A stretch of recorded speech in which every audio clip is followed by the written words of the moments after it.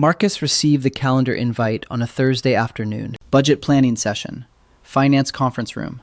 Next Tuesday, 2 p.m. Attendees included his director, 2 senior managers from adjacent teams, and someone from HR he'd never heard of. He accepted the meeting without much thought. What Marcus didn't know was that 3 people on his floor had been excluded from an identical meeting the previous week, and 2 of them would be gone within 90 days. The meeting invite itself carried no special marker, no flag in the subject line, but the attendance list functioned as a selection mechanism, and Marcus had just learned he was on the retained side of an invisible division his company had already made. Number 1.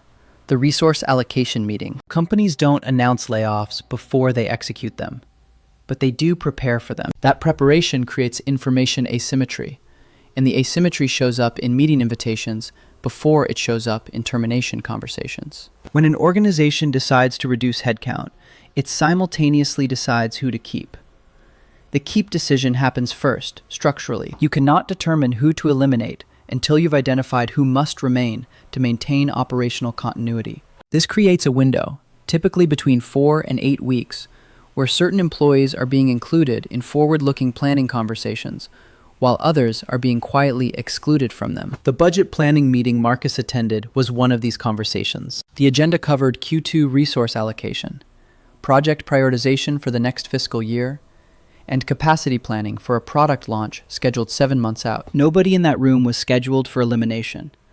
You don't plan resource allocation 7 months forward with people you intend to terminate in 60 days. The meeting itself was procedurally normal, but the attendance list was the signal. 3 managers who would normally attend this type of planning session were not invited. Their teams were being evaluated for redistribution. Their projects were being assessed for cancellation or reassignment. The meeting Marcus attended was not about whether to keep people.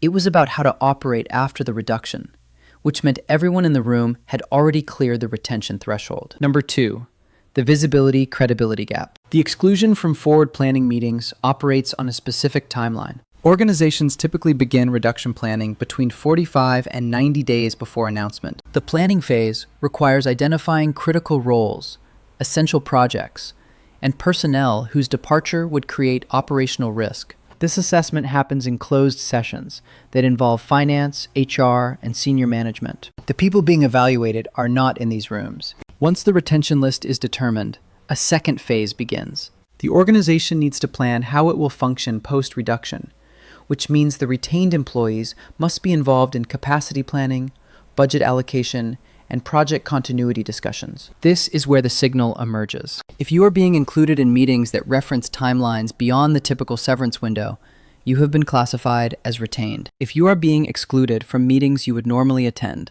especially meetings that involve resource planning or strategic initiatives launching more than 90 days out, you are likely on the elimination list. The gap between these 2 groups creates visible asymmetry for anyone watching meeting attendance patterns. But most employees don't watch meeting attendance patterns.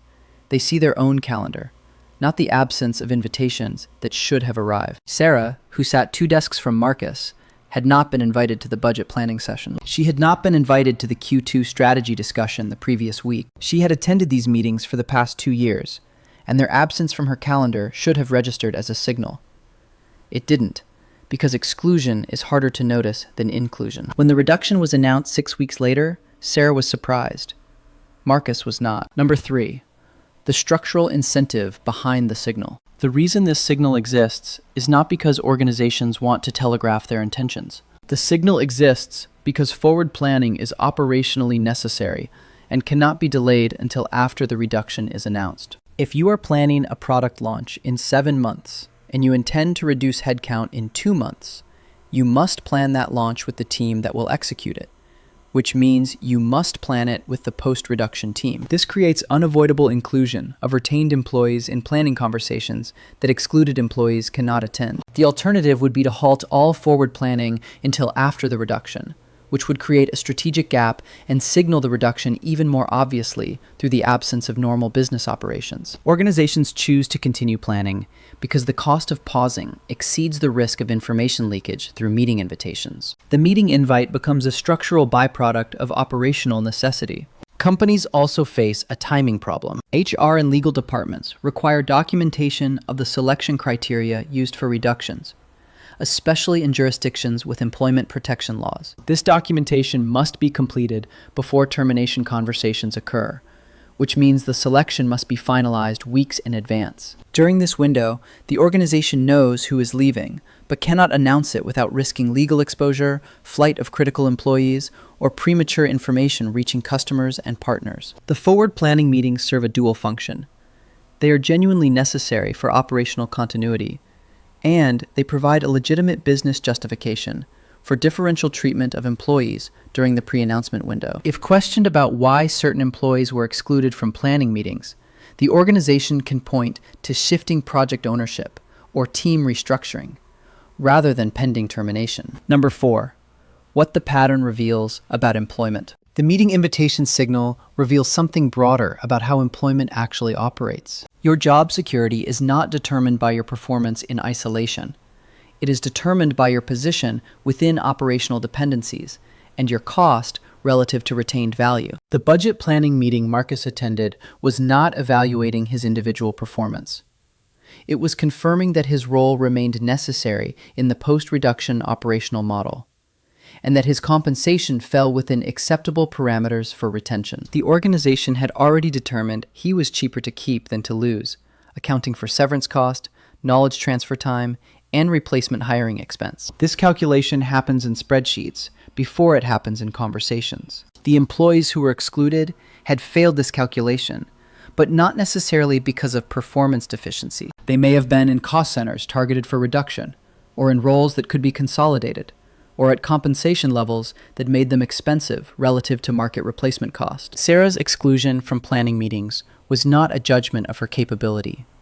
It was a classification of her role as non-essential in the restructured organization model. The distinction matters because employees tend to interpret termination as performance feedback, when it is usually structural optimization. Organizations reinforce this misinterpretation because it is legally safer to frame reductions as performance-based, rather than admitting they are cost-based or structure-based. But the meeting invitation pattern exposes the truth. If termination decisions were performance-based, they would not be predictable from planning meeting attendance lists 8 weeks in advance. Performance fluctuates. Structural necessity does not. Number 5, the mechanism continues. Marcus now watches meeting invitations differently. Not his own, but patterns across his team. When planning meetings get scheduled, he notes who is included and who is not. When strategic initiatives get discussed, he tracks which names appear in the attendee list and which roles are conspicuously absent from conversations they should attend. He has learned to read meeting attendance as a leading indicator of organizational decisions that have been made but not yet announced. He accepts that his inclusion in forward planning meetings is not a permanent classification.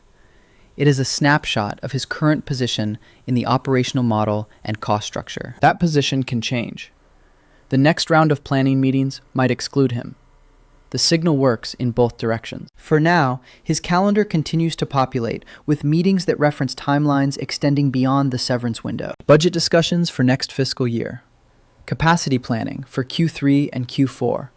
Strategic initiatives launching in 8 months. Each invitation is a small confirmation that someone in a conference room he is not in has decided he remains operationally necessary at his current cost. The invitation itself says nothing, but the pattern of invitations, viewed against the pattern of exclusions happening to others, reveals the selection mechanism in operation. Most people never see the pattern because they only see their own calendar. Marcus sees it now because he knows what absence looks like when translated into meeting attendance. The system continues to operate exactly as it did before he understood it.